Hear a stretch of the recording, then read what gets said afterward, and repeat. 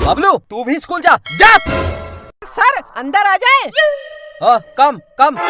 क्या बोला? कम कम? ठीक है सर, हम घर वापस जा रहे हैं। क्या घर वापस जा रहा हूँ? अंदर आओ। और कपड़े पहन के क्यों नहीं आए? मुंह उठाया और नंगे चले आए। कहाँ है तुम दोनों के कपड़े? हाँ? कपड़े? गर्मी हो रही है, कपड़े कौन पहनता है? गर्मी हो रही है गर्मी? हम तो पागल हैं जो हमने कपड़े पहने हैं। कल से स्कूल के कपड़े पहन के आना। क्लास में बैठो। कहाँ बैठूं? कहाँ बैठेगा? मेरे सर में बैठ जा। अरे जहाँ खाली कुर्सी है वहाँ बैठ।